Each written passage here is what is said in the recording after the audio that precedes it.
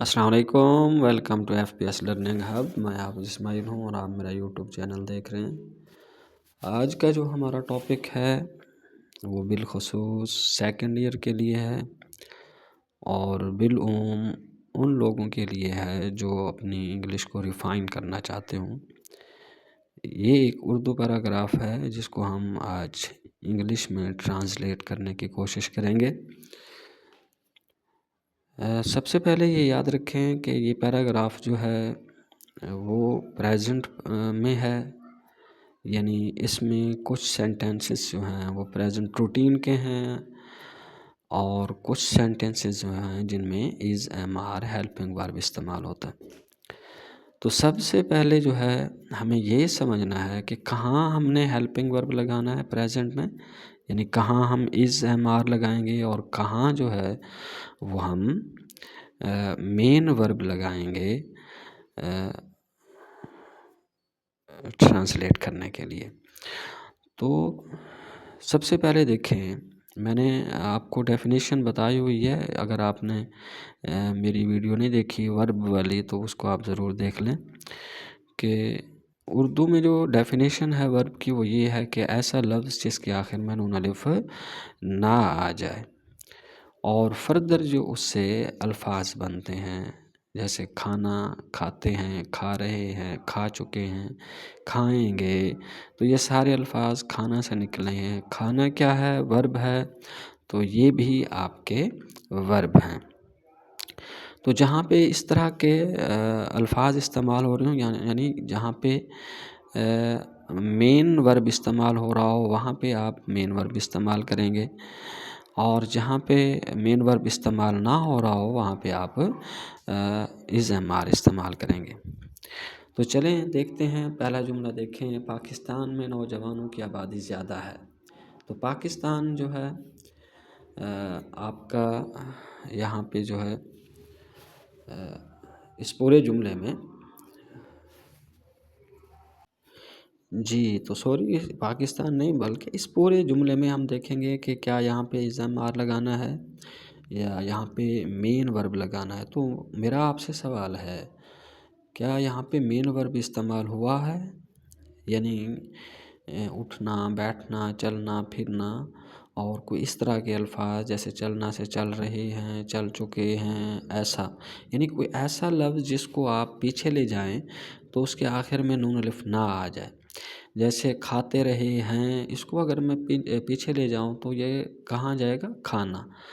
अब खाना क्या है? खाने से मुराद यानी खाने का जो प्रोसेस है, नॉट द मील। तो खाना क्या है? खाना वर्ब है, तो खाते रहे हैं ये सारा आपका क्या है? वर्ब ही है। तो इस तरह का कोई लफ्ज़ जो है वो इस्तेमाल हुआ नहीं हुआ। बिल्कुल आप ठीक कह रहे हैं। तो यहाँ पे फिर आपको पता है क्या इस्तेमाल करेंगे? सिंपल इज़ एम आर इस्तेमाल करेंगे। तो पाकिस्तान में नौजवानों की आबादी ज़्यादा है, तो आप इसको ट्रांसलेट करेंगे, the youth population in Pakistan is large. The youth population in Pakistan is large। और नेक्स्ट जो है सेंटेंस देखें, दूसरा जुमला देखें, नौजवान कौम का कीमती सरमाया हैं। तो अगेन मेरा सवाल है कि क्या यहाँ पे कोई ऐसा लफ्ज़ इस्तेमाल हुआ है जिसको अगर बैक ले जाएं तो वो नून अलिफ ना बन जाए? इस्तेमाल हुआ है? नौजवान, नौजवाना, कौम, कौमना, कीमती, कीमतना, ऐसा कोई लफ्ज़ इस्तेमाल नहीं है। सरमाया, सरमायाना, नहीं, बिल्कुल भी नहीं। It totally looks awkward. तो अब कोई भी ऐसा लफ्ज़ नहीं है जो वर्ब हो, यानी मेन वर्ब हो। तो अगेन यहाँ पे क्या इस्तेमाल करेंगे? सिंपल इज़ एम आर इस्तेमाल करेंगे। तो अब इसको ट्रांसलेट करने की कोशिश करते हैं। यंग पीपल और a valuable asset of the nation। The young people or the valuable asset of the nation। तो इस तरह यहाँ पे आप क्या इस्तेमाल करेंगे? इज़ एम आर इस्तेमाल करेंगे। नेक्स्ट जो है बहुत से नौजवान तालीम हासिल करते हैं। हाँ जी, अब इस जुमले में बताएं कि क्या मेन वर्ब इस्तेमाल हुआ है? यस जी, इस्तेमाल हुआ है। क्या इस्तेमाल हुआ है? हासिल करना। हासिल करते हैं किससे निकला? हासिल करना से। तो अब इसका मतलब ये है कि हमने इज़्ज़ामार इस्तेमाल नहीं करना। तो क्या इस्तेमाल करेंगे? मेन वर्ब इस्तेमाल करेंगे। तो इसको ट्रांसलेट करें, many youths get education. Many youths get education. Next देखें, कुछ नौजवान हुनर सीखते हैं। यहाँ पे मेन वर्ब इस्तेमाल हुआ है। यस, सीखना। सीखना, सीखते हैं किससे निकला है? सीखना से। तो अगेन यहाँ पे जो है आपने एक्शन वर्ड इस्तेमाल करना है, हेल्पिंग वर्ब इस्तेमाल नहीं करना। तो कैसे आप इसको ट्रांसलेट करेंगे? सम यूथ्स लर्न स्किल्स। सम यूथ लर्न स्किल्स।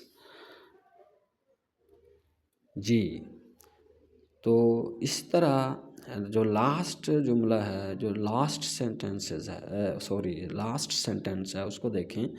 नौजवान मुल्क की तरक्की में हिस्सा लेते हैं।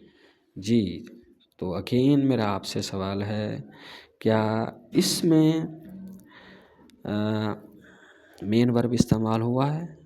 यस। क्या इस्तेमाल हुआ है? हिस्सा लेते हैं। किससे निकला है? हिस्सा लेना। ओके, तो यहाँ पे अगेन हम क्या इस्तेमाल करेंगे? मेन वर्ब इस्तेमाल करेंगे, एक्शन वर्ड इस्तेमाल करेंगे। तो कैसे इसको ट्रांसलेट करेंगे? Young people take part in national development. Young people take part in national development. I hope कि आपको ये वीडियो जो है, ये लेक्चर जो है अच्छी तरह समझ आ गया होगा। हम अगेन जो है 3-4 वीडियोस जो है इस तरह जो है वो बनाएंगे प्रेजेंट के लिए, और इस तरह फिर पास्ट को देखेंगे, फिर फ्यूचर को देखेंगे, और प्रेजेंट में हैज़ कहाँ इस्तेमाल करेंगे, हैव कहाँ इस्तेमाल करेंगे, और इस तरह कहाँ पे आप बेयर इन्फिनिटिव इस्तेमाल करेंगे, कहाँ पे आप इन्फ्लेक्टेड फर्स्ट फॉर्म इस्तेमाल करेंगे। तो ये हम नेक्स्ट वीडियोस में इंशाल्लाह डिस्कस करेंगे। अगर ये वीडियो आपको अच्छी लगी है और आपने इससे कुछ सीखा है तो काइंडली आप लाइक कर दें, शेयर कर दें, और सब्सक्राइब कर लें इसको।